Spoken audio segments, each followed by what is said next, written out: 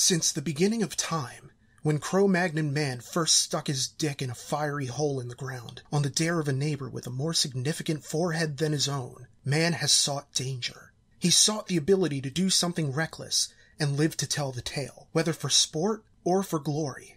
It used to be that a man would prove his worth through hunting wild game in the hopes of providing for his family. From there it escalated, with a man making his bones on the battlefield. And yes, as human civilization has evolved, so have the pursuits of masculinity and sport. But now we have other ways to seek danger, to seek the thrill of uncertainty, and not come across as self-aggrandizing savages. That's why you have so many lead-footed speed demons taking part in all sorts of races of incremental peril. And while every racer assumes significant risk when pursuing a career as an automotive athlete, few races I've ever read about have had the inherent danger of the Isle of Man Tourist Trophy, an annual motorcycle event held on the Isle of Man on public roads that have been closed for competitive racing. Since 2010 alone, 16 racers have died during the competition, with 3 dying in this year's event just a few short months ago. For people who aren't all that into racing, it might be hard to understand why a person might find a competition like this so exhilarating. In a sense, it comes as a calling, done as much out of a sense of challenge as a desire for thrills. Because when you feel that this is what you were put on the earth to do, and it's something you love doing, who cares what anyone else thinks, right? But the truth is, with the Isle of Man TT, you're putting more than just your professional reputation on the line. The wages of the Isle of Man TT are life and death. While acknowledging that there's no room for error in any automotive sport, there's even less wiggle room in this race, which is generally regarded as the most dangerous in the world. So what's the story behind this event? Why is it so dangerous? And what kind of person would sign up and, in some cases, continue coming back for more of this ass-clenching, white-knuckle horror show? Sit back, because it's time to get acquainted with the Isle of Man TT.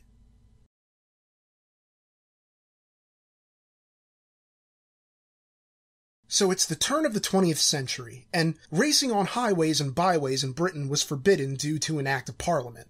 Now this was the dawning of the age of the automobile, and there was still a lot of fear and uncertainty related to these horseless carriages, even the kind of the two-wheeled variety. But automobiles had allies fighting to see wider acceptance granted, or at the very least the freedom that can only be granted by being left to one's own devices. This is where we meet Sir Julian Ord, the secretary of the Auto Club of Great Britain and Ireland circa 1903. As it turns out, the early 20th century was not only rough times for would-be racers, but for racing enthusiasts as well.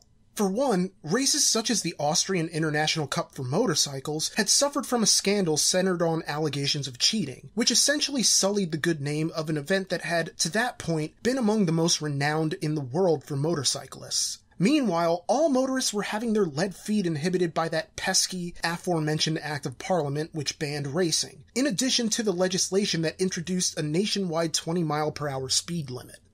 So, in 1904, Sir Julian Ord took a journey to the Isle of Man, on the suspicion that the Isle would be far more lenient than mainland British authorities. And luckily, it turns out that Sir Julian was right. And not a moment too soon either, as the Highways Act of 1904 had recently been enacted, allowing for the Isle of Man's 52.2-mile Highlands course to be utilized for the 1904 Gordon Bennett car trial. It established a precedent for all sorts of races, not just of the four-wheel variety, as the Isle of Man proudly declared itself the road racing capital of the world.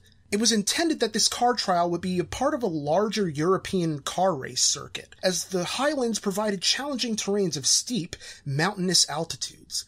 Now this wouldn't really be a problem for cars, although the terrain would present a significantly greater challenge for motorbikes. And in those first 7 years, motorcycles were restricted from competing on the mountain course for specifically that reason. So Sir Julian's plan for an exclusive motorcycle event would be put on the back burner for a few years. It wasn't until the annual Auto Club dinner in January 1907 that the editor of Motorcycle magazine made a formal proposal for a motorcycle race on the Isle of Man, on St. John's Short Course, a level terrain measuring 15 miles.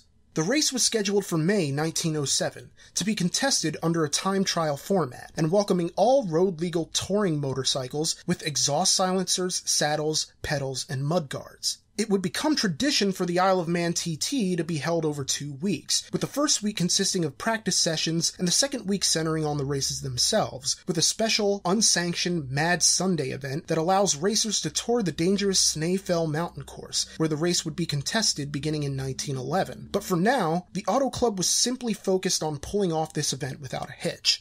The first Isle of Man TT race was held on Tuesday, May 28, 1907, under the name the International Autocycle Tourist Trophy. The event featured 2 separate racing classes, the first for single-cylinder motorcycles that average 90 miles per gallon, and another for twin-cylinder motorcycles averaging 75 miles per gallon. The race would be 10 laps of St. John's Short Course, which totaled an overall distance of 158.125 miles. That's almost the distance between Harrisburg and New York City, for context.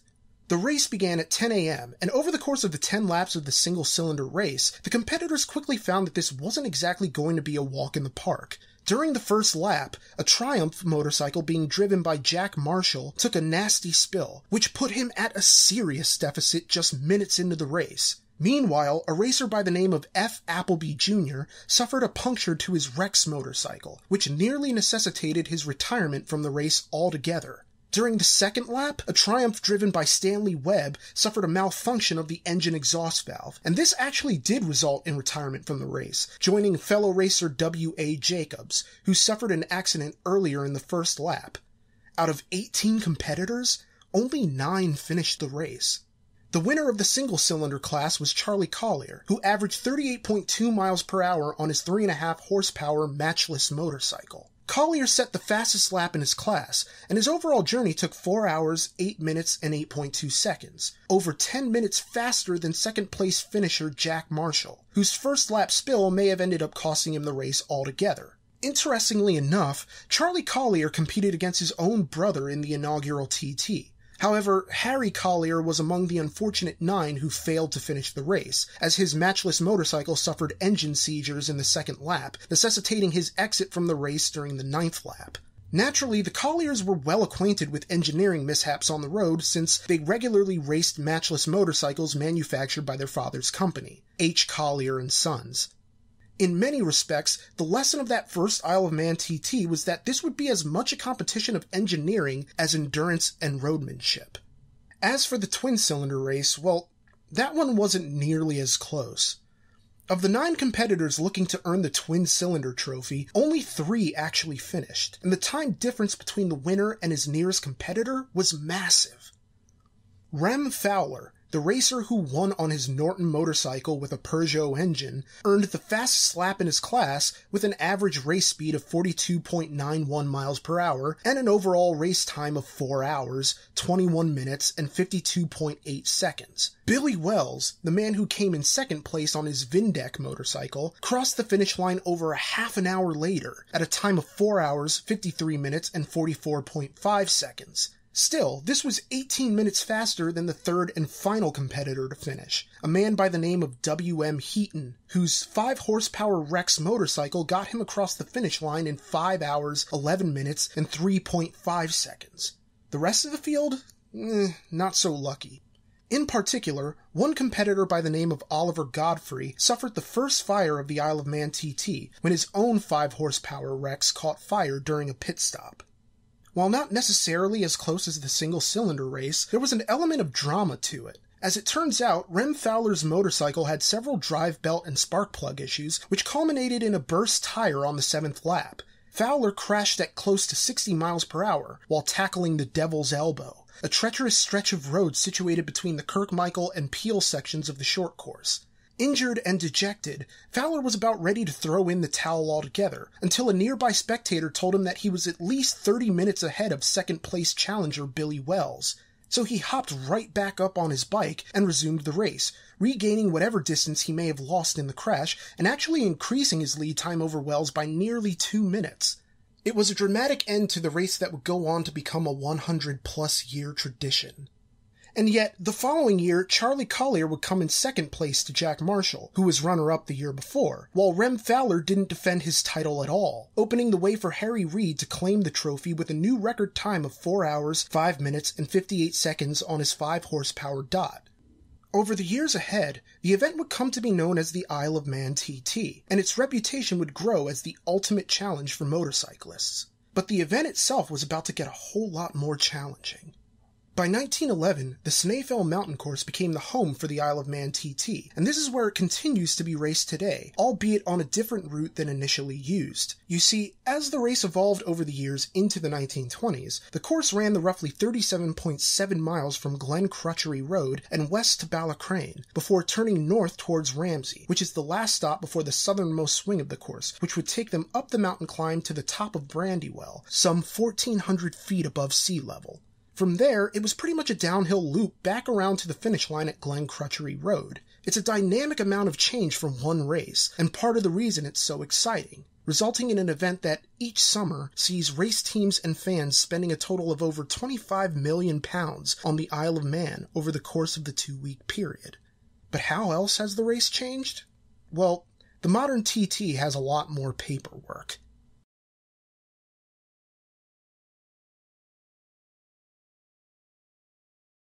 As before, the Isle of Man TT still takes place over 2 weeks, with the first week featuring qualifying and practice races, and the second week featuring the races themselves.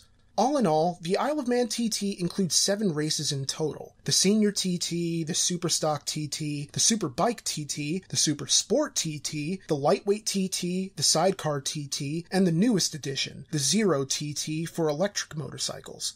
Past races such as the Production TT, the Clubman TT, and the Ultra Lightweight TT were discontinued. These days, over 40,000 people are in attendance for the Isle of Man TT each year, including racers and spectators. And that's definitely a big number when you consider that there are only about 83,737 inhabitants on the Isle, according to the 2016 census. And yet, with the largesse of the event came increased rules and regulations, which means you also have to increase the number of people employed. But what's crazy is the sheer amount of people working for free. There are race fans and everyday citizens numbering in the hundreds who volunteer as track marshals to take care of such tasks as removing debris and reporting accidents along the course. It's a big responsibility for these marshals, even if they've never so much as sat their ass on a motorcycle before. But as far as the riders themselves are concerned, one has to wonder what exactly there is to gain from all this. In short, not all that much. For one, only the top 3 finishers really profit, if they even manage to break even at all, considering how much money teams and sponsors have to invest into their machines and their riders. But then, this isn't about the money for most of them, so much as the notoriety, the challenge, and the love of motorcycle racing. I mean, a lot of these men and women who tackle the course hold down regular 9-to-5s. Guy Martin, who is generally regarded as the most famous racer never to have won the TT, he worked as a truck mechanic when he took on the course, and former TT champion Cameron Donald was a plumber during the off-season. So you're not exactly making MotoGP or Superbike World Championship money doing this. In a lot of cases, you're using vacation days to come here, all for the opportunity to maybe win, maybe finish, or maybe die. Which is not to say there isn't a bar for entry. You can't just be a nobody who goes from taking a bike out on your local track day and then thinking you can beast the world's most dangerous course. Now, naturally, eligibility requirements vary by category of race. Beyond the standard requirement that all racers possess a valid national entrance or FIM sponsor's license for road racing, you need a mountain course license through the official Isle of Man TT organization, which requires a physical and a form filled out by your doctor. Your bike also must pass the technical requirements for your chosen TT events. In addition, first-time mountain course racers looking to start a race will have to complete a minimum of 6 laps on a solo machine or 4 laps on a sidecar machine. So it's sort of like Mario Maker, where they don't let you publish your level if you can't beat it yourself first. But hey, once you're in, you're in. From the official rulebook, the top 20 seeded competitors in all solo races and the top 10 seeded competitors in all sidecar races will, subject to qualifying, start their races in numerical order, at 10-second intervals. Having qualified for the race, no other competitors will be moved into any of these seeded positions, nor will any of the seeded competitors be moved out. All other competitors will be issued with a grid position, which will be the position from which they start their races. These positions will be based on qualification times, so we basically have a clutch start rather than a group start, and it's intended to minimize some of the danger inherent in the race, as everyone jockeys for position. But from there, it's all on you. Chase glory or just fight to survive. Either way, making it this far is something not everyone in motorsports gets to say. And win or lose, finishing the race at all would be an achievement in itself, and a story you can tell your grandkids. And any barfly who will listen. Of course, the race itself seems immaterial in comparison to the lives it has managed to claim over the past century. Men and women of all walks of life have stepped up to the mark to give this course a shot, in spite of the clear history of risk. So what the hell is it about this damn race that's so dangerous? How does it keep claiming so many lives virtually every year? Well, it's a bit of a long story.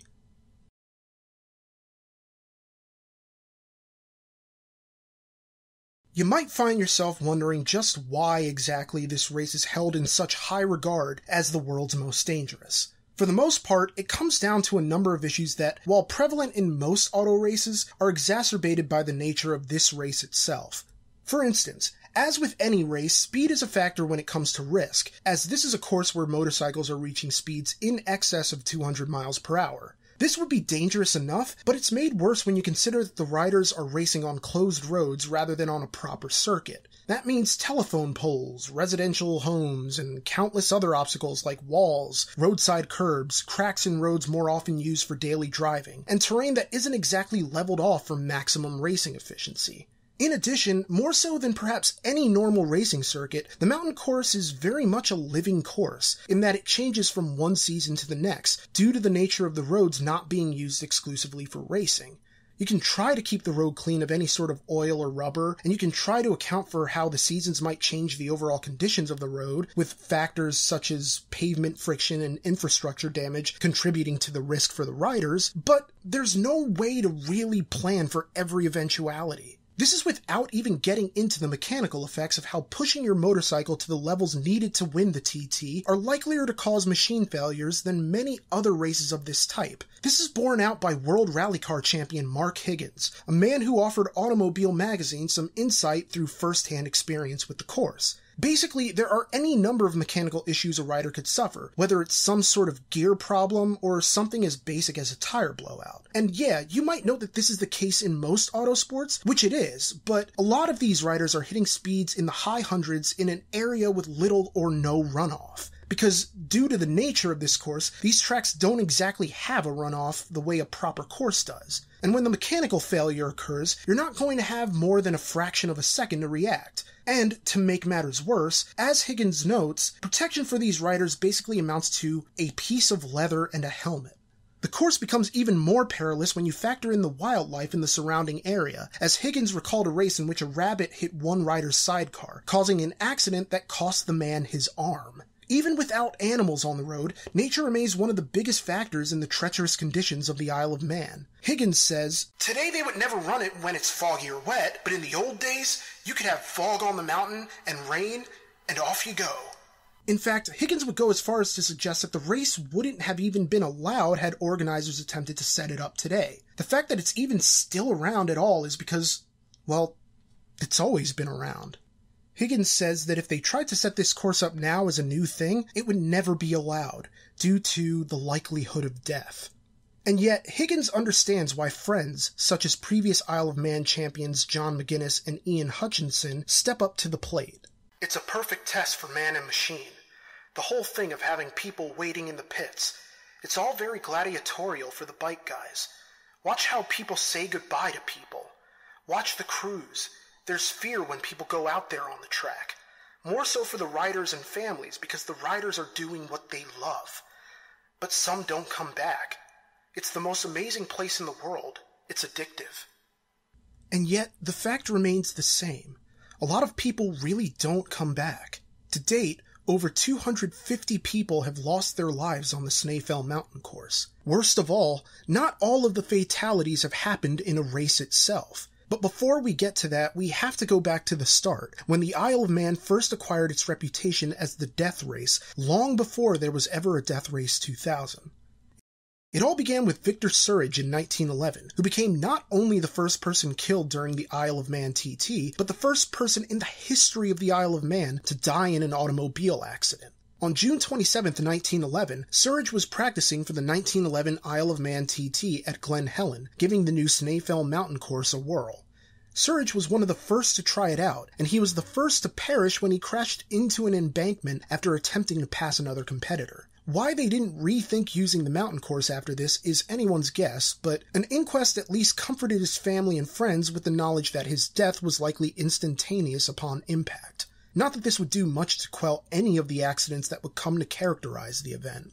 Now, granted, in those first 20 years or so, I don't think the death toll was any higher than you might expect from any high-speed race in the early age of the automobile. I mean, the weather was as big a culprit in the demise of Snaefell mountain riders as the mountain course itself. For example, in 1914, the Junior TT was marred by inclement weather, which resulted in Irish racer Frank Walker being thrown from his bike on multiple occasions. Walker was a newcomer to the TT and had been leading the race before the first fall, so he was eager to get back onto his bike and catch up with the new race leaders, Eric Williams and Cyril Williams, who shared no relation except a mutual skill at motorcycle racing. But whereas Frank Walker's determination might have been rewarded in fairer weather, he failed to remain atop his Royal Enfield bike, being thrown from the vehicle twice more. Still, he soldiered on, and although he didn't win the race, he managed to claim a third-place finish. But in his haste, he missed his turn onto Bray Hill for vehicle inspection, and ended up crashing into a barrier along the route. He was rushed to hospital and managed to hold on for 4 days, but he had suffered severe internal injuries that ultimately led to his death,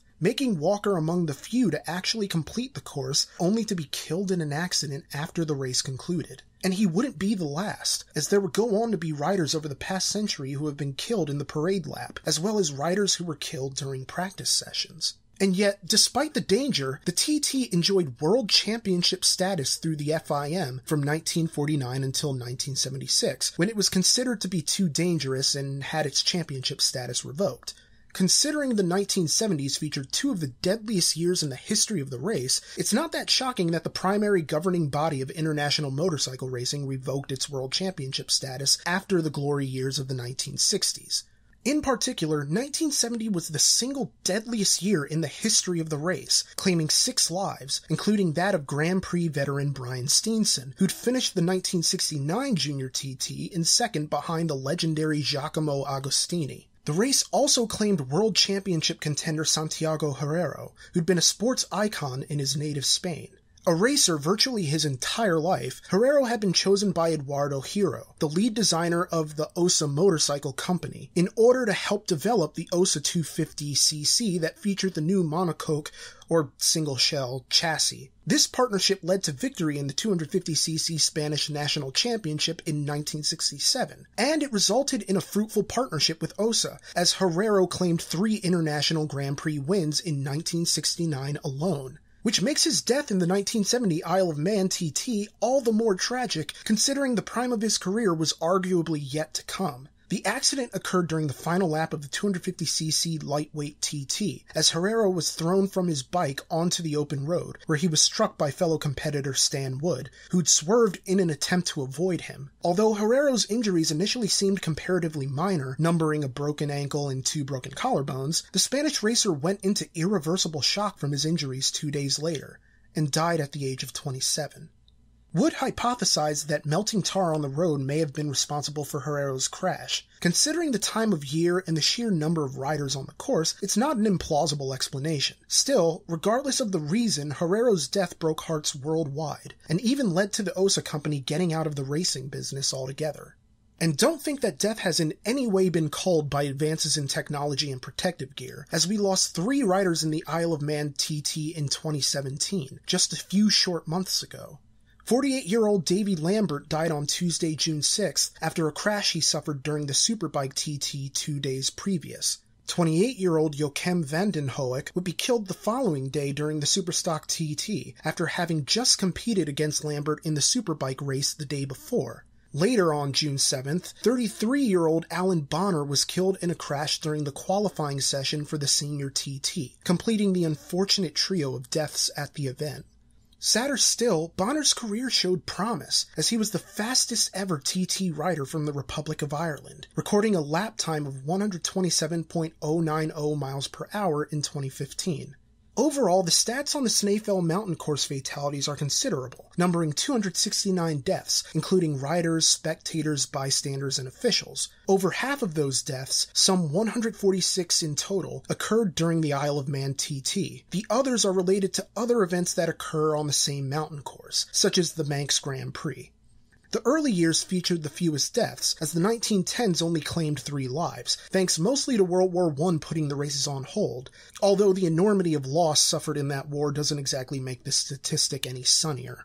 As the decades rolled on, 7 riders died in the 1920s, while the 1930s brought that number up to 11. A second World War led to the races being put on hold, which again kept the number lower than it might otherwise have been, while the 1950s brought a new record of fatalities with 33 for the decade. The 1960s were considered some of the best years in the history of the sport, but tragedy was never in short supply, with 28 fatalities recorded that decade. As already covered, the 1970s were a positively terrible decade for accidents, with 6 losing their lives in 1970 and 5 losing their lives in 1978, contributing to the 37 deaths that decade. The numbers remained in double digits in the decades to come, with the 1980s recording 28 deaths, the 1990s taking the record as the deadliest decade in the history of the mountain course with 42 deaths, and the 2000s ending with 31 fatalities. So far, the 2010s have had 28 deaths, and we can only hope that number doesn't climb any higher in the next 2 years. All in all, 255 competitors have been killed as a result of crashes sustained during official races. But the number increases if you include the race officials who were killed in 1976 and 2005, the 2 riders killed during the parade lap in 1998 and 2003, the 3 riders killed during unofficial testing in 1926, 1951, and 1954, or the 3 officials killed on public roads in 1953, 1962, and 2006, the 2 bystanders killed in 1980 and 2005, or the 2 spectators who died in 2007. So, with 14 more deaths, the grand total comes to a downright depressing 269 fatalities. So yeah, this is a course that sadly lives up to its reputation in the most heartbreaking way possible. And yet, racers from all corners of the globe come every year to take their shot at the legendary course. So who are these people anyway? What kind of madman would take on a course that has claimed close to 300 lives? And what kind of person does it take to actually succeed at something that has resulted in disaster for so many others? In short, it takes a legend.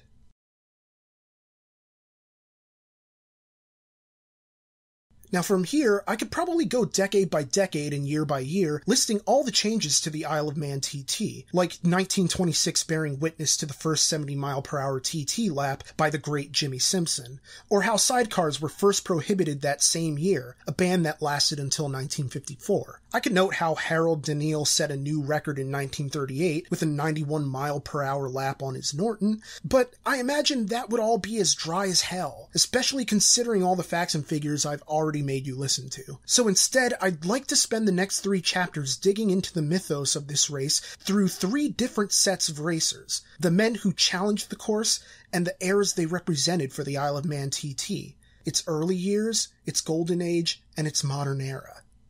And who better to start with than the man some regard as the greatest motorsport athlete who ever lived? Because after all, there has only ever been one Stanley Woods. Dublin-born Stanley Woods made his Isle of Man TT debut at the age of 17, tackling the 1922 Junior TT. Of course, that wouldn't happen today since you now have to be 18 to compete in an Isle of Man TT event. But for its time, the race drew a lot of hot-blooded, eager young men to the challenge, and Stanley was perhaps among the most eager there has ever been. It's the kind of ridiculous story you only ever hear about in movies, but it actually happened to old Stanley. For one, despite his enthusiasm and natural prowess for racing, after years of practicing on his dad's old Harley, Woods didn't actually have a motorcycle of his own for the Isle of Man TT, so he personally wrote letters to any British motorcycle manufacturer he could think of, with the hopes of persuading one of them to sponsor him. He eventually struck gold with the Cotton Motorcycle Company, which provided him with a 350cc bike that ran on an overhead valve Blackburn engine. Naturally, it wasn't until Woods arrived on the track that the Cotton racing manager realized he was basically dealing with a kid, complaining that the company had sent him a bloody schoolboy. In fact, the local Isle of Man newspapers painted Woods as little more than an amateur with an enthusiasm for the sport. And to be honest, his fidgety, overeager behavior sort of bears this out. He was delayed at the start of the junior TT when he had to stop to pick up some spark plugs that had fallen out of his pockets. In his first lap, he clipped a curb pretty hard and made the exact same mistake at the exact same spot in the second lap, in addition to falling off his motorcycle, stopping to put out a fire in the grandstand, and pulling over to replace an exhaust valve. The pit fire resulted in his rear brake cam lever splitting, rendering his brakes functionally useless. It was a case where everything that possibly could have gone wrong ultimately did. And yet, despite officials and members of his own team trying to prevent him from re-entering the race, Woods hopped right back on his still-smoking bike and roared back onto the course without working brakes. Amazingly, Woods would finish the race in 5th place with a time of 3 hours, 55 minutes, and 33 seconds. It was a harbinger of things to come in Woods' career, as he would go on to win his first of a then record 10 Isle of Man TT trophies the following year. Dubbed the Irish Dasher by the press, Woods had an exclusive partnership with Norton Motors in his early career that resulted in countless Grand Prix wins between 1926 and 1934, with 4 of those wins coming from the 1927 Grand Prix alone. And that's not all, as he earned Norton a victory in the 500cc Senior TT at the Isle of Man in 1926. Along with wins in the 1929 Spanish Grand Prix, the 350cc race at the 1932 TT, and the 500cc race the following year. However, while the Norton partnership had seemed to work out for both parties, Woods knew well enough to adjust as times changed and the stature of the sport developed. He also knew well enough to follow one of the biggest rules in marketing: follow the money. Woods' talent was a brand, and he sought to make that brand internationally known, so he eventually defected to Swedish team Husqvarna on the promise of better money and broader worldwide recognition on the European circuit. However, that ended up being a load of bull. In one memorable instance, they had him test his new motorcycle on a frozen lake, rather than on a proper track or even a closed road. To sum up his experience with Husqvarna, one need only look at the fact that he signed with them in 1934, but had defected to Moto Guzzi by 1935, delivering the company's first TT victories by handing the Italian camp the 250cc and 500cc titles. And that's not all, as he delivered records for Moto Guzzi as well, breaking the average speed per lap record by 4 miles per hour, overtaking new Norton team leader Jimmy Guthrie in the biggest middle finger he could possibly give to his ex-camp. And yet, it's kind of weird. If we're using the brevity of his time with Husqvarna to judge the quality of experience with the Swedish team, then you would also assume that he probably didn't enjoy Moto Guzzi that much either, as he would bail on them in favor of a non-exclusive partnership with the Velocette factory, where he would race from 1936 until his retirement in 1939. If nothing else, evidence bears out that this pairing was as close as he ever got to recapturing the kind of consistency he had with Norton, as he had good relationships with the board of directors and with the men on the shop floor, accepting a small retainer in exchange for the possibility of lucrative bonuses. So this was a pretty big get for Velocette. In fact, Woods earned every bit of his bonuses, delivering Isle of Man TT victories for Velocette in the final 2 years of his career, to round out his Isle of Man TT total to 10. But Woods was more than just a consummate athlete. For all his racing prowess, Woods was equally well known among his competitors for basically being the Candyman of the TT, bringing boxes of toffee for his competitors and for the scouts in control of the scoreboard.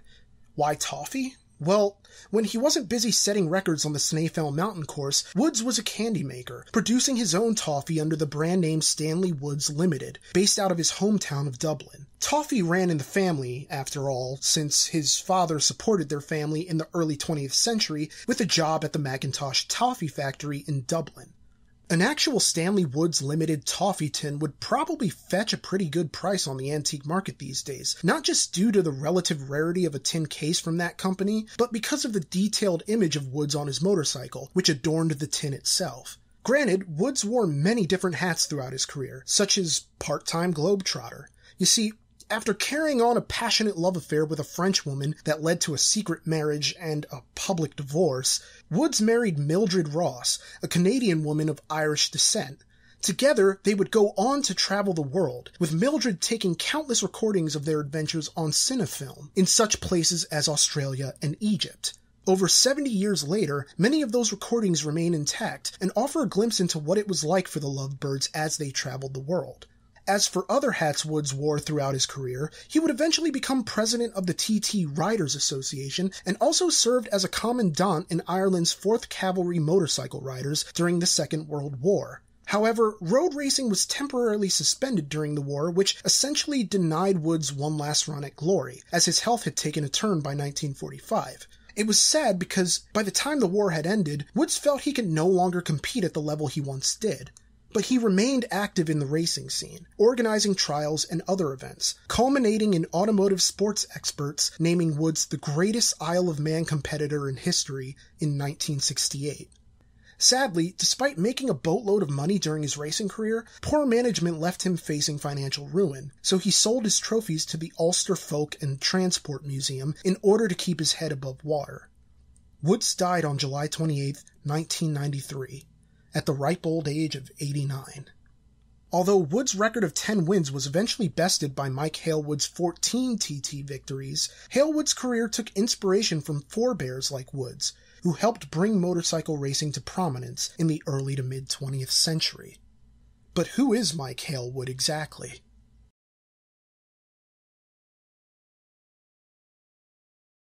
The Englishman who would come to be known as Mike the Bike was born Stanley Michael Bailey Halewood in 1940, the year after Stanley Woods retired. And like many automotive athletes before and since, Halewood fell in love with the sport at a young age, after his father took him to his first race. However, it wasn't until Halewood was 16 that he witnessed his first Isle of Man TT.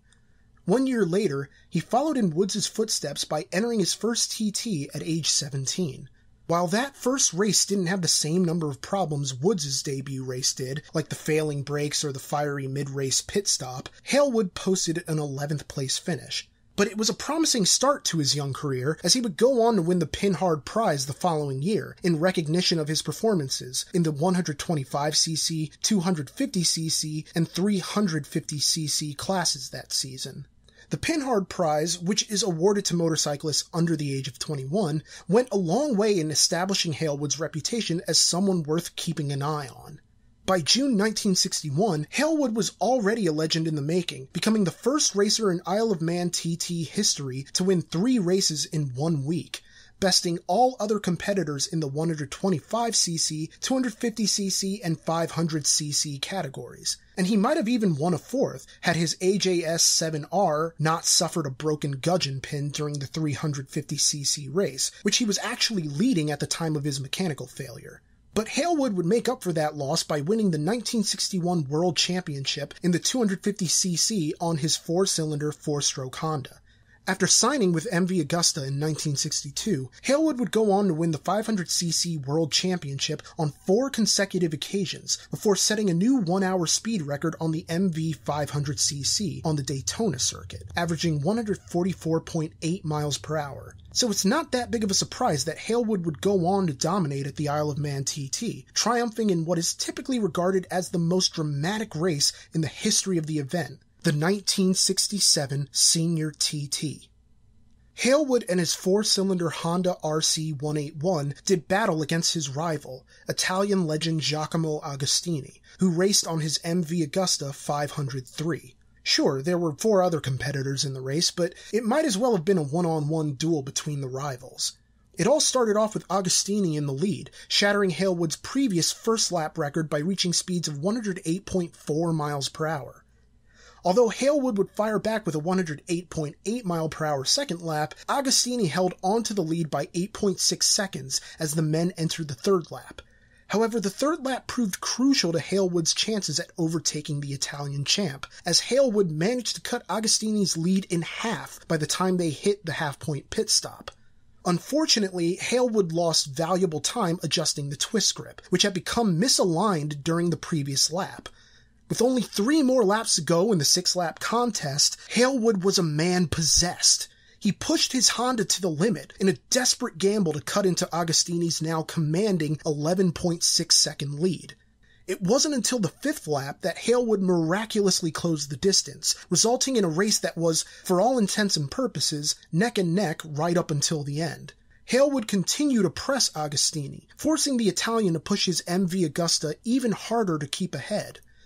With how hard he was pushing his bike, it was virtually inevitable that things would go haywire for Agostini in the final mountain section of the course, as his chain broke and forced him to drop out in one of the more heartbreaking turns in TT history. Unopposed, Hale would breeze to the finish line with a record lap of 105.6 miles per hour, a number that would stand for 8 years.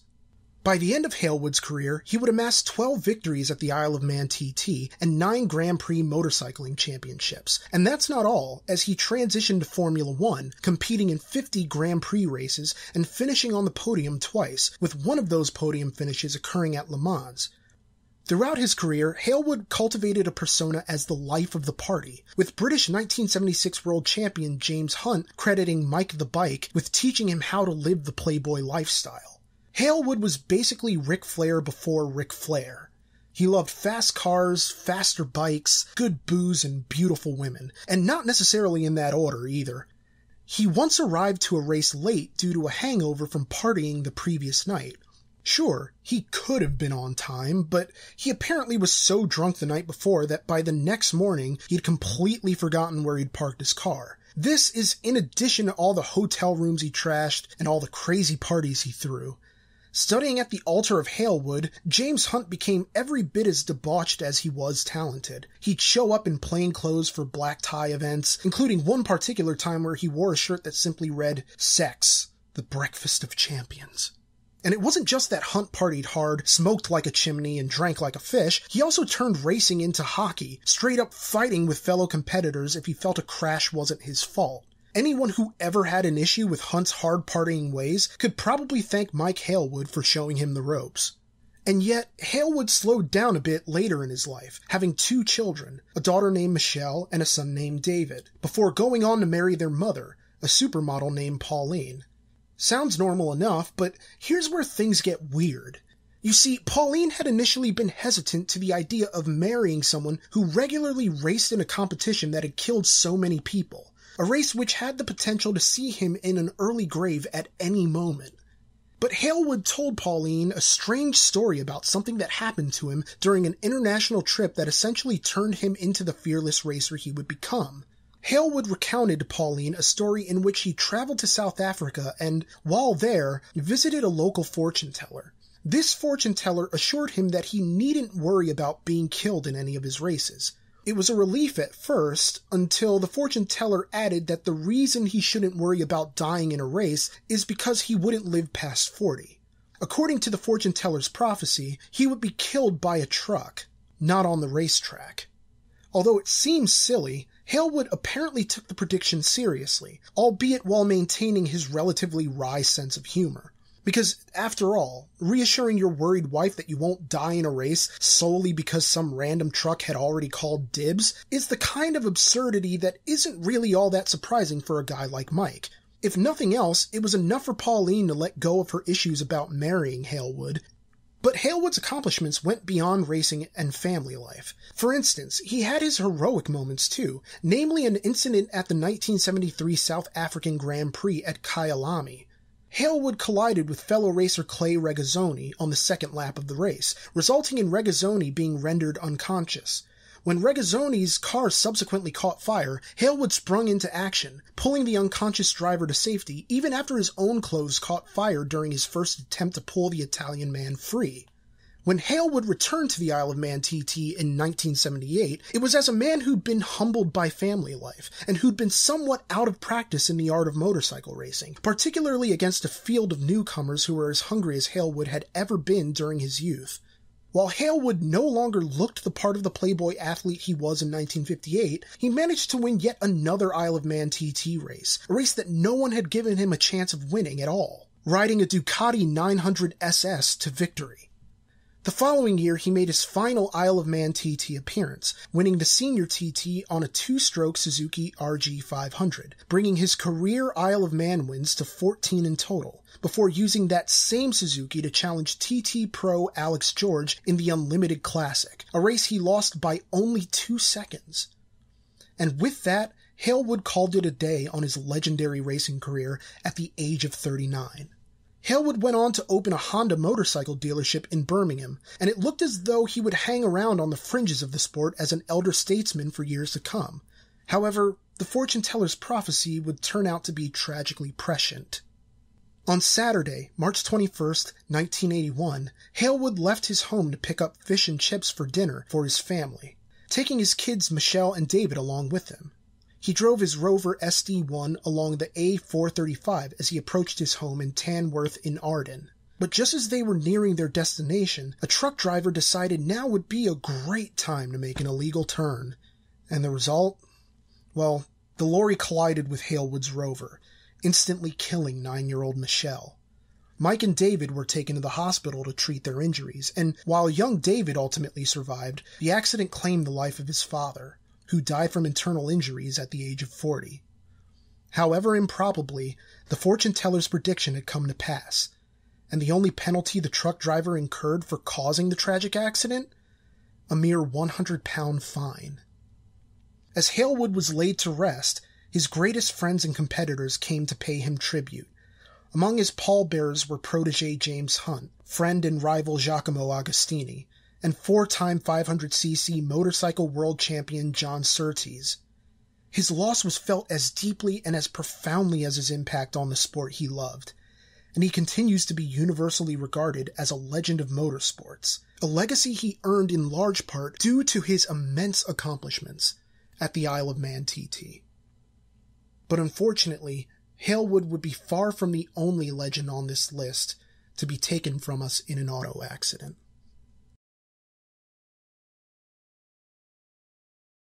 You could argue that, more than any story I'll tell you about today, the legend of the Dunlop family dynasty is the most iconic while simultaneously being the most tragic. While the Dunlop family has given a lot to this sport, they've also lost the most as a result. And it all started with the blue-collar man who would become a folk hero in his own time, Joey Dunlop. Born on February 25, 1952, in County Antrim, Northern Ireland, Joey Dunlop, like many TT legends before him, began racing professionally at the age of 17.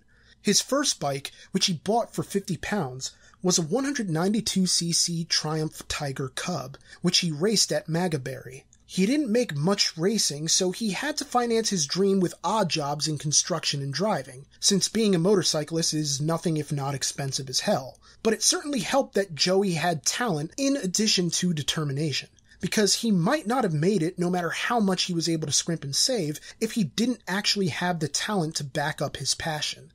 Yet, while Joey spent close to a decade gaining experience and building a reputation as a racer, he didn't actually make his Isle of Man TT debut until 1976, which was a harrowing year for the once venerated racing event. Joey came to the Isle of Man TT at a time when its status was as precarious as ever. By 1976, the Isle of Man TT had lost its British Grand Prix World Championship status, due in large part to the mounting danger of the race. Famed TT regular Gilberto Parlati had been killed during the lightweight TT 4 years earlier, leading to a boycott from such riders as Giacomo Agostini and Phil Reed. On average, 2 riders were killed during the TT each year, which further compounded concerns that the race was just too dangerous to be allowed to continue. While the race itself retained a certain measure of prestige and credibility within the racing community, the Isle of Man TT didn't carry with it the cultural cachet it once did. The race had acquired the taint of barbarism, which added a mystique that would do as much to harm its worldwide reputation as to bolster it. In that first year, Joey Dunlop finished 16th in the Junior TT and 18th in the Senior TT.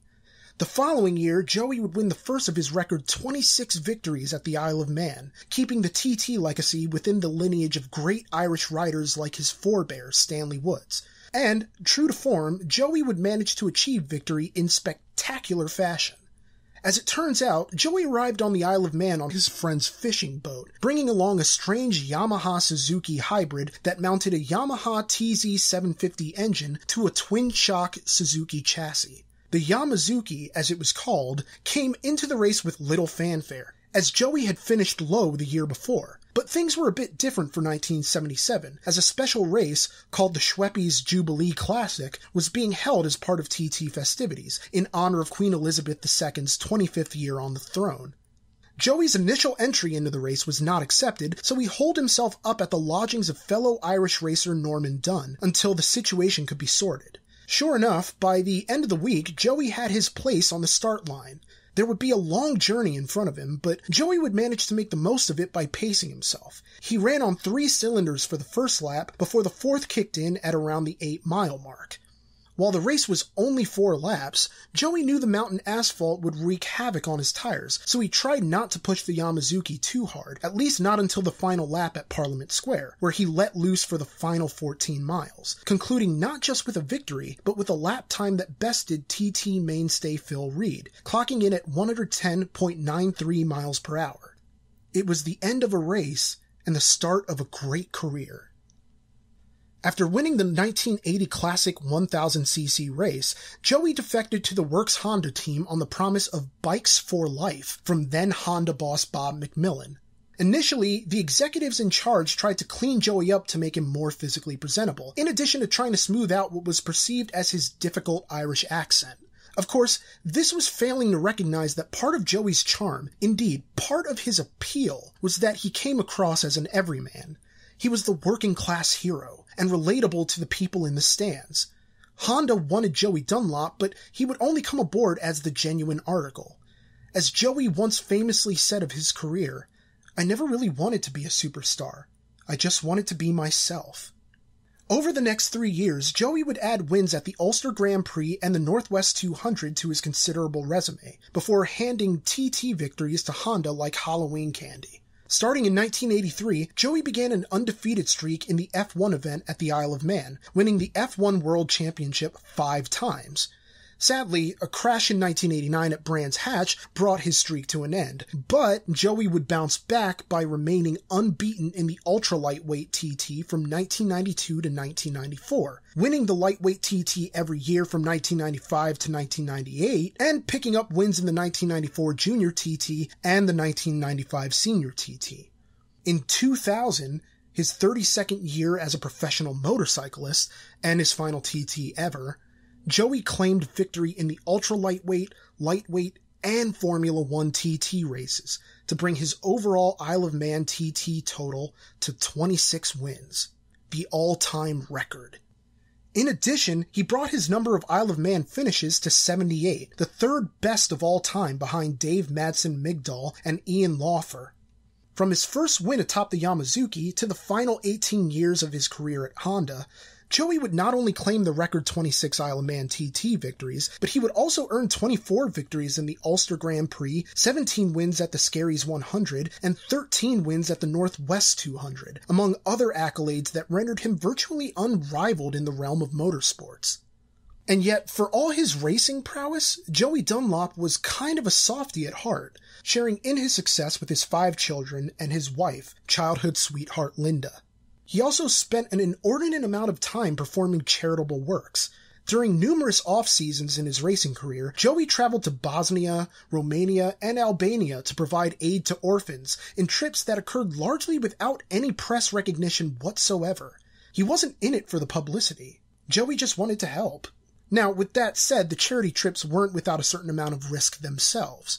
On May 26, 1985, Joey traveled to Romania with his brother Robert and their friend, fellow racer Brian Reed, aboard a fishing vessel dubbed the M.F.V. Tornamona. En route, the Tornamona ran into St. Patrick's Rock, where the boat's rudder broke off and caused the vessel to begin sinking at an alarming rate. Really, it's a story that should have ended far worse than it did, but for the saving grace that the boat was near the entrance to Strangford Lough, the largest inlet in the British Isles. So rescue wasn't very far off. Naturally, Joey helped get all 13 passengers and crew members onto the Portaferry lifeboat, even as his and Reed's motorcycles were lost in the sinking. The bikes were eventually recovered, but it does speak to Joey's overall goodness that he didn't seem particularly fazed by their loss as long as everyone made it off the vessel safe and sound. Then again, it could just be that his signature fleet of Works Hondas arrived on another ship entirely. Either way, for his tireless charitable efforts, Joey would be awarded an OBE that he would later regard as his proudest achievement, more so than any of his racing championships. The Order of the British Empire honors citizens who have exercised a major local role in any activity, including people whose work has made them known nationally in their chosen career. So yeah, Joey more than earned this. All in all, life treated Joey Dunlop pretty well, and he tried to pay it forward as often as he could, standing as a role model not just in the racing community, but among celebrities and humanitarians of all stripes. Who knows what else Joey could have contributed had he not been taken from us as soon as he was.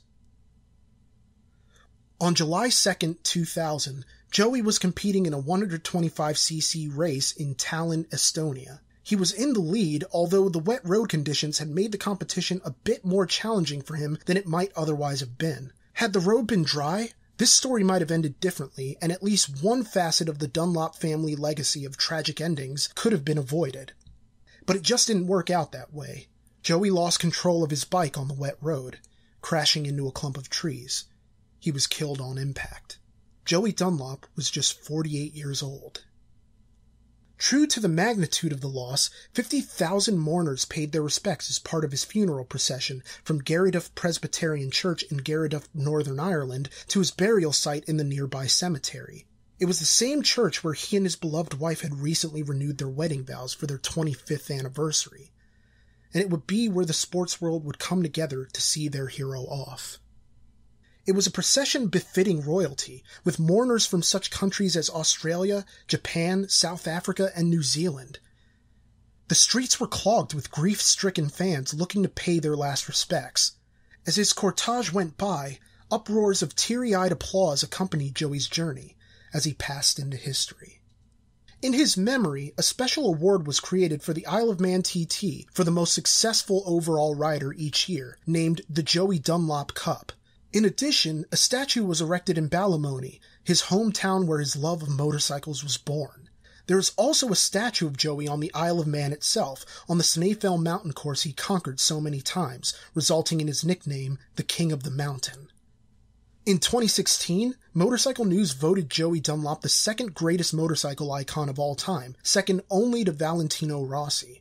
But for as much as his racing legacy will endure, it's his charitable spirit that lives on best, through the Joey Dunlop Foundation, which offers special accommodations for disabled Isle of Man visitors, so that everyone has the opportunity to enjoy the races Joey loved so much, regardless of disability. And yet, while Joey would be the most famous of the Dunlops, the family legacy would extend beyond him, for better and for worse, as success and loss would go hand in hand.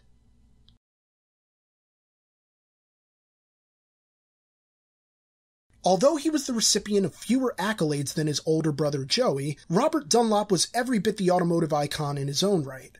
Much like Joey, he gravitated towards motorcycles early in his youth, taking an apprenticeship on short circuits that he then parlayed into a racing career, making his debut in 1979 at the annual Temple 100 in Northern Ireland. The Temple 100 would later become notorious in the sense that it succeeded in doing something the Isle of Man never has. The course was deemed so dangerous and prompted so many otherwise avoidable fatalities that the Motorcycle Union of Ireland shut it down in 1999. While the Temple Motorcycle Club remains active and even still organizes their own racing events, the Temple 100 was put to bed for good. But I digress. In the years that followed the Temple 100, Robert would go on to make his professional debut at Agadawi in 1981, and his Isle of Man TT debut in 1983, winning the newcomers 350cc Manx Grand Prix. As Joey continued to cement his place in the sport, Robert followed through on building a solid reputation of his own, returning to the Cookstown 100 in historic County Tyrone in Northern Ireland, to become one of the most venerated racers in the history of that event. His run at the event began in 1985, when Robert entered the 250cc race and set a new all-time record en route to his first win. By 1987, his hat trick of victories in the 125, 350, and 1000cc races earned him the coveted Man of the Meeting honors, and he would proceed to win the 125cc 4 more times in 1988, 1989, 1991, and 1993, eventually gaining the nickname the Mighty Micro for his accomplishments in ultra-lightweight racing. This, in addition to a well-earned Macau Grand Prix win in 1989.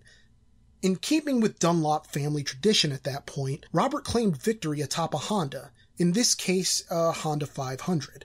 But to further his career, Robert branched out beyond Honda, joining the JPS Norton Racing team in 1990 on a Wankel-powered RCW 588.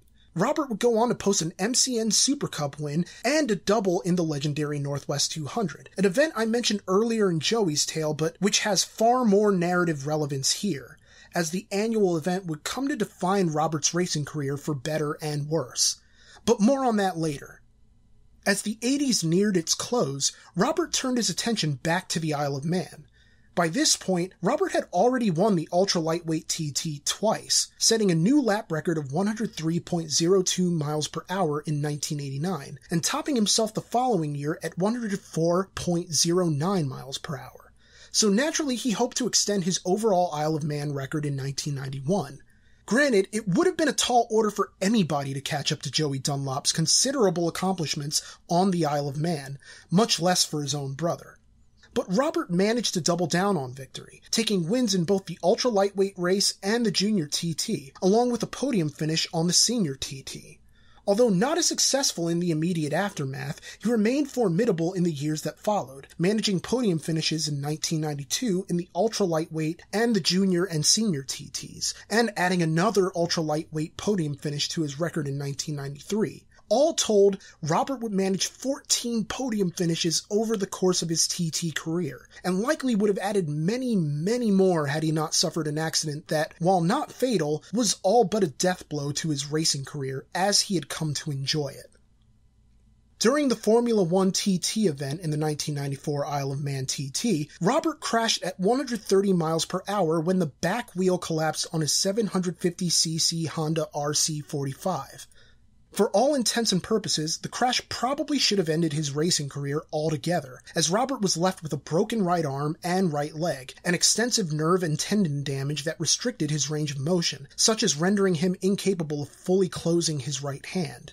Robert went through over a dozen operations to get back into racing shape, and even then, he wasn't the same. Although modifications were made to allow him to use a button to operate his front brake, the former champ struggled to reclaim his past glory. His diminished movement as a result of the injuries left him limited to racing only in the ultra-lightweight class, which you wouldn't think would be a disappointment for a man who literally made a name for himself as the mighty Micro in that very class. But Robert was talented in a variety of other classes, so one can hardly blame him for being upset at having been limited to only one class. After missing the 1994 and 1995 seasons, Robert made his return at the Cookstown 100 on April 20th, 1996, making a courageous showing in which he finished in 9th place in the race that was eventually won by, of all people, his older brother Joey. And true to the determination that seemed to be as much a trait of the Dunlop family as their Irish heritage, Robert competed in the Cookstown 100 every single year, steadily improving with each showing, going from a 4th place finish in 1998 to a 3rd place finish in 2002, right up to a 2nd place finish in 2004. But he would never win the Cookstown 100 again.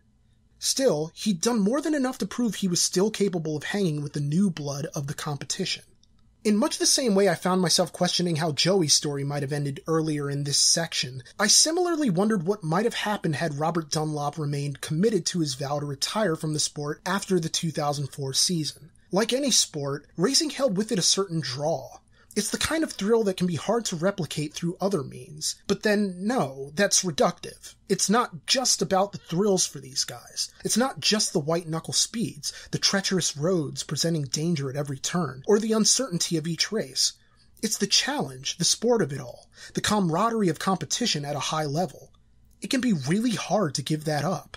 Robert struggled with the desire to prove he was still the racer he'd been prior to the accident, hoping to go out on top at the Isle of Man TT and the Northwest 200 before he retired. And while he did finish second in the ultra-lightweight race, he couldn't bridge the gap between past skill and his own current limitations. In a sense, it's not all that surprising that he ultimately filed a lawsuit over the crash that he felt robbed him of the capacity for greater accomplishments and earnings in racing.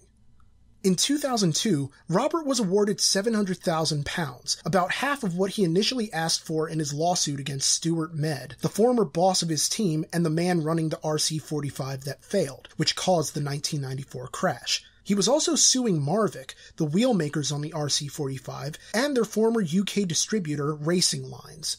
Robert's argument at the time was that the accident had placed a ceiling on what he could hope to accomplish as a racer, that he could have gone on to even greater success had the accident never occurred. And it's hard to argue against that claim, although it's naturally impossible to know just what the future would have held for his career. If it hadn't been this accident, it might have been another, for all anyone knows. Or, as was the case with Mike Halewood, it could have been an accident completely unrelated to the sport. You just never know. Well, unless you're a South African fortune teller. Regardless, the High Court in London heard expert testimony about Robert's immense talent and his potential prior to the accident. Robert himself also argued before the court, stating, "I think my abilities and determination were such that I would have been one of the top 3 superbike riders in the world in the second half of the 1990s. But as a result of the accident, he lost out on significant potential earnings, which resulted in Robert having to move his wife and 3 sons from their 10-bedroom country house to a fairly simple 85-pound per week home. The £700,000 was as much in recognition of the income he lost over the course of 1994, 1995, and the intervening years, as it was a statement regarding the potential the accident had throttled. Now, some might have just taken the win and moved on, as Robert had a lot to be happy about in the years following his retirement. He became the inaugural inductee into the Irish Motorcycle Hall of Fame in February 2005, ahead of even his brother Joey. He was also beginning to recover some of the movement he lost in the 1994 accident. All in all, Robert was in good health, but it was that good health that led him down the path back to racing, as he announced at his Hall of Fame induction that he would be entering the hospital to undergo a procedure in which his right leg would be broken and lengthened, presumably to heal more efficiently? I don't know. Either way, the procedure went well and left Robert feeling good enough to make a comeback for the 2005 racing season. And you know what?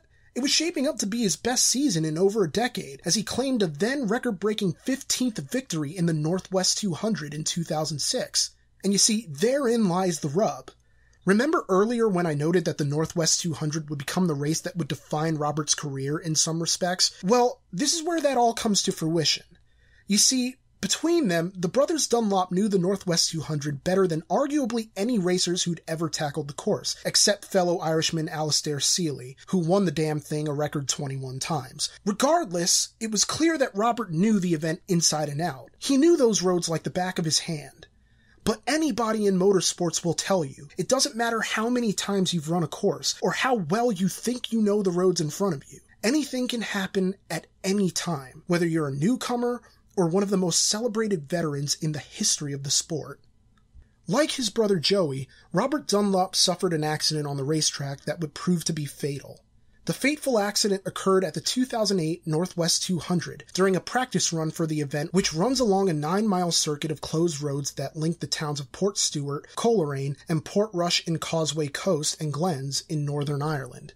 This connection of roads creates a course known as the Triangle, which is, much like the Snaefell mountain course, among the world's most dangerous, due to the excessive speeds the course provokes, as riders are capable of reaching speeds in excess of 200 miles per hour. This would be challenging for riders at 100% health, much less a guy who, while far healthier than he had been in years previous, was still experiencing lingering effects from the crash he suffered 14 years earlier. And so it came to pass that Robert, while at the Mathers cross-section of the course between Coleraine and Portrush, was thrown from his Honda 250cc TSR after the bike inexplicably seized while Robert was somewhere between 150 and 155 miles per hour. The accident occurred so suddenly that fellow rider Darren Burns was unable to avoid hitting Robert with his bike, which resulted in Burns himself being flung forward and suffering severe injuries of his own, in the form of a fractured hip and a broken tailbone. As Burns would recount in the official inquest, it appeared as though Robert was attempting to move down a gear as the riders were coming up on the right-hand curve at Mathers Cross, but the rear wheel locked, and the rest is history. Amplifying the tragedy is that Robert might have survived had he not been using a push button to engage his front brake. You'll recall that the 1994 accident left Robert incapable of fully closing his right hand, which meant he couldn't engage the front brake through traditional means, necessitating the addition of a button on each side to activate the front brake.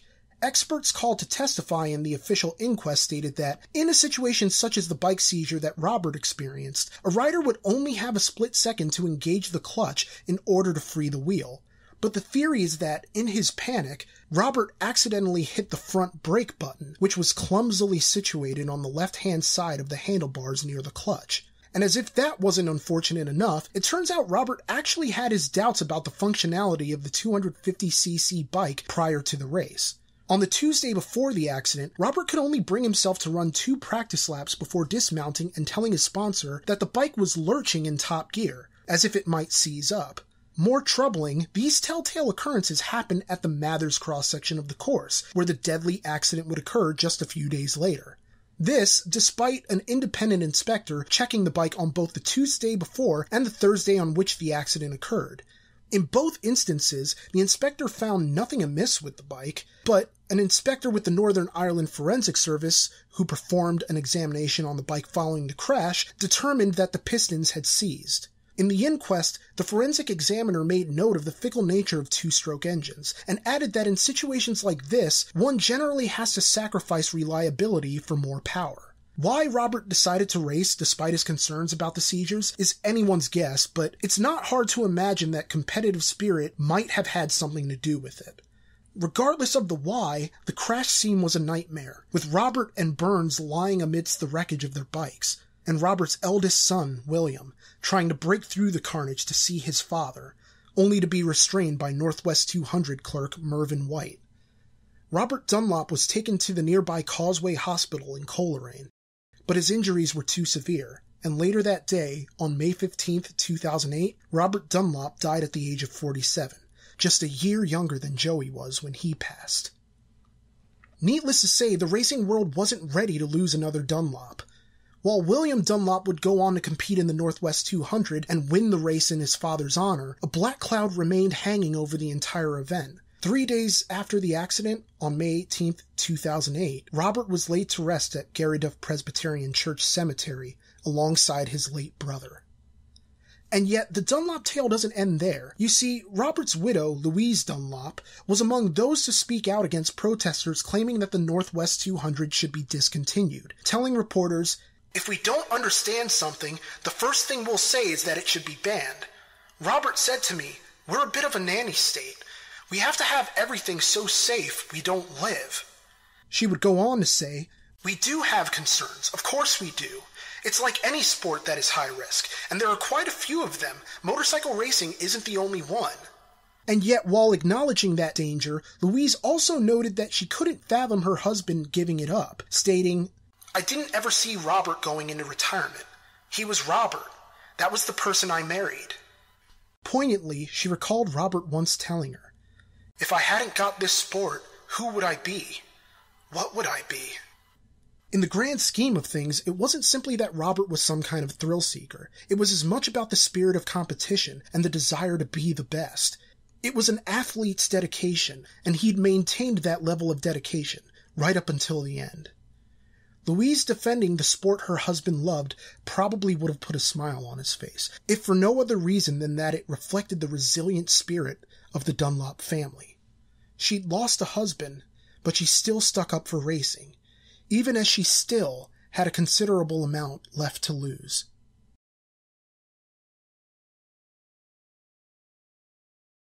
Like every Dunlop rider before him, Robert's son William Dunlop started racing at the age of 17, kicking around on 125cc bikes. When you're the nephew of the man considered to be among the greatest automotive athletes in history, and the son of another all-time great, it's probably best to get started early, especially when you have a little brother named Michael nipping at your heels, eager to take his own run at greatness in the family business. It's kind of stunning how quickly William began making a name for himself, even with the pedigree of his family name. Joining with Tyco BMW Motorrad Racing and making use of the formidable BMW S1000RR and Suzuki GSX R600, William began building his Isle of Man TT record by competing in 9 TT seasons over a 9-year period, beginning in 2006 and ending in 2015, when he broke with Tyco BMW after being hired to ride Yamahas in internationally sanctioned races, some of which were included in the British Championship. While William's record at the Isle of Man TT wasn't nearly as impressive as his father's or his uncle's, he posted 2 second-place finishes and 4 third-place finishes across the 125cc, Super Sport, and Classic races. And really, the Dunlop legacy was never about just the Isle of Man TT, as the family name carried over into the Northwest 200. It was here where William best acquitted himself, earning 2 Northwest 200 race victories in 2009, the year after the Northwest 200 victory he dedicated to the memory of his late father. And yet, well, you could make the argument that one brother is the superior racer. Really, William's record would be considerable for any athlete in the sport, but in this case, Michael Dunlop has managed to craft a unique legacy all his own. Not only is he the solo lap record holder for the Snaefell mountain course in the senior TT event, he is the first rider in the history of the Isle of Man TT to record a lap time under 17 minutes, clocking in at 16 minutes, 53.929 seconds at a speed of 133.962 miles per hour. Although he's claimed victories in the 125cc and 250cc races at Cookstown, his personal website still lists his favorite course as the Isle of Man TT, which should give some idea of the competitive nature of a man who has essentially been going balls to the wall since his 2007 debut in the Superbike TT. Now naturally, Michael and William have a competitive rivalry, but they share that Dunlop resiliency, as Michael followed in William's footsteps in choosing to compete in the days after their father's death, finishing 10th in the senior TT. While he didn't win the race, he set a Dunlop family milestone. With a personal best lap of 124.773 miles per hour, he became the fastest Dunlop on the TT course, besting the times of his father, uncle, and brother. Thus began his run of impressive performances at the Isle of Man, as he would ride a 600cc Yamaha en route to victory in the 2009 Supersport TT, and follow up with podium finishes in the Supersport and Superbike TT races in 2010. He would also claim victory in the Superstock TT in 2011, the Supersport TT in 2012, and outright dominance across multiple events in 2013, with wins in the Superbike, Supersport, Superstock, and Classic TT Formula 1 races. His win streak continued into 2014 in an epic race that pit brother against brother. In winning the senior TT event, Michael set a new lap record of 131.668 miles per hour, although it was a bittersweet win as Williams suffered a high-speed crash that took him out of the race, and necessitated his being lifted to Noble's Hospital for treatment of a broken leg. Although Michael was victorious, he was beside himself with worry, even in the winner's circle, and couldn't allow himself to properly celebrate until he heard from William's girlfriend that he would be okay. Michael told the press, "I saw what had happened to William on the mountain, and my head went. I asked about him at the pit stops. He means more to me than the race. Anything else would be heartless.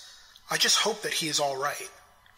And yet, as competitiveness festered, the brothers became estranged, particularly after William defeated Michael in the first Superbike event at the Northwest 200 in 2014. Michael would fire back by winning the second Superbike contest to match his brother's own accomplishment. But despite both brothers making their way into the winner's circle, it was clear that this was something that went beyond mere sibling rivalry. In a 2016 interview with the Belfast Telegraph, William would explain why he and his brother didn't really seem to get along. "I don't see too much of Michael.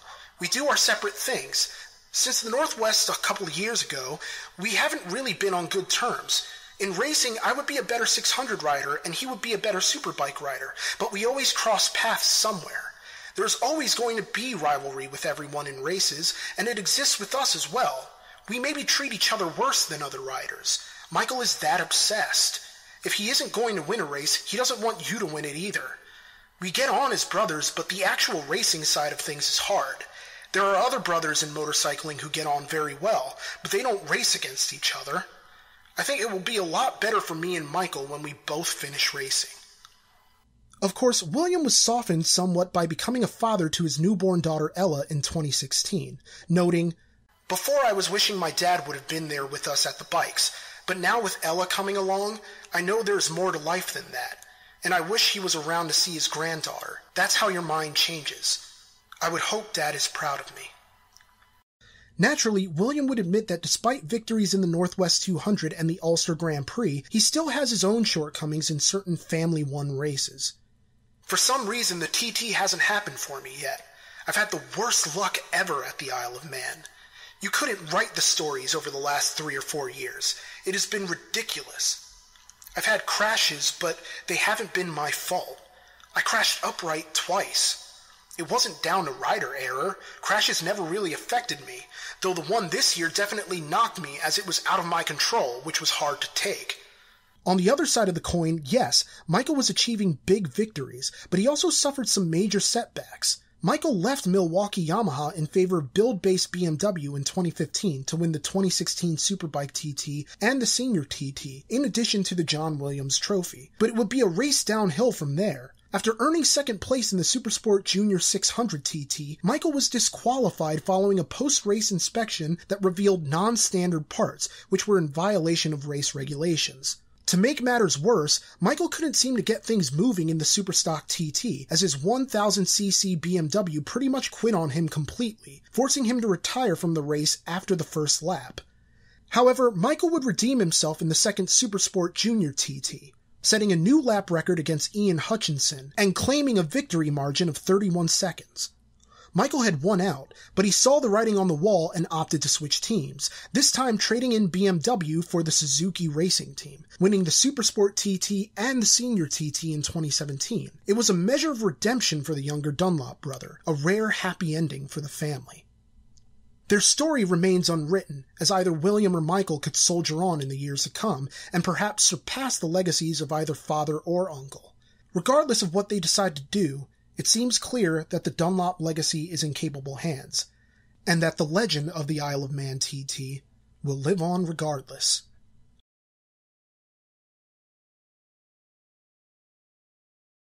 On its 110th year, the popularity of the Isle of Man TT endures, especially now in an age of onboard cameras capable of filming in high definition, allowing enthusiasts vicarious access to the Isle of Man TT experience. This, in addition to the usual highlights that are on television in the UK and on Discovery Channel stateside, to say nothing of the number of YouTube videos you can find on any given race.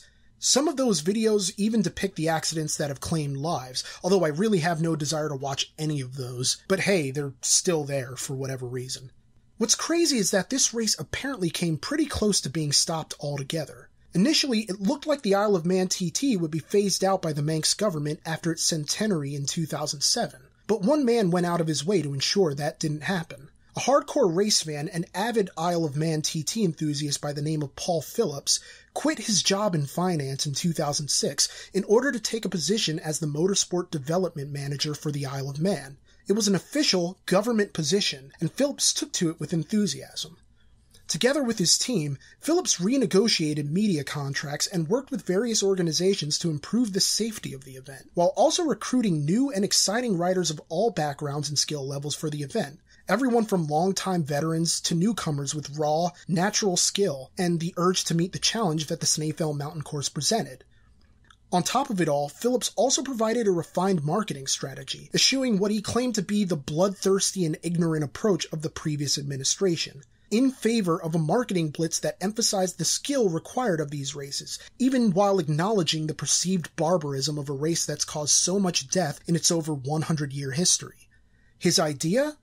Frame the riders as gladiators, as sportsmen willing to take any risk for the glory of the race, rather than painting them as simplistic thrill-seekers.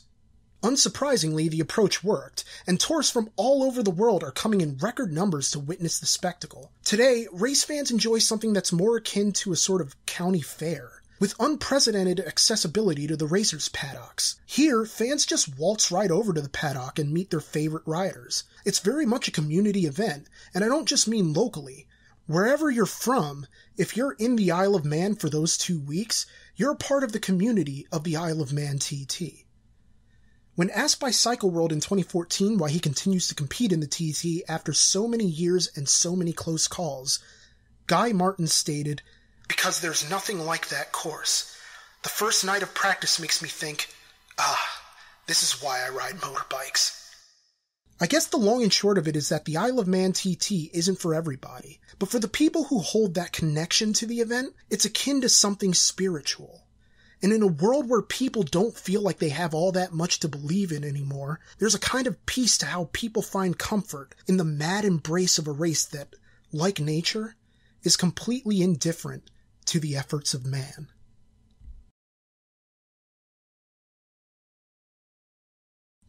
Hey guys, thank you so much for listening to this RCR Stories cast. I can't tell you how hard it's been over the past 4 months, going over research, writing and rewriting passages endlessly, and then recording this entire thing just to get it done before the damn year is out. I mean, my voice is cracking from talking so long recording this stuff. Previously, I never wrote more than 12 single-space pages of material for these RCR stories, but this script took up 20 pages. Actually 22 after I went back and edited. Because I'm one of those editors who actually adds things instead of taking them away, like it's weird, I don't know. So, needless to say, I don't think I'm going to do anything that takes this long for a while, mostly because I really want to have these out more often than every few months. It's just that the actual writing takes forever, what with the research and the worry that goes along with possibly getting something wrong. Either way, it's done now and open to judgment, but regardless of your reaction to it, it means a lot that you listened at all, especially if you made it all the way through. So thanks again, guys. You really are the best.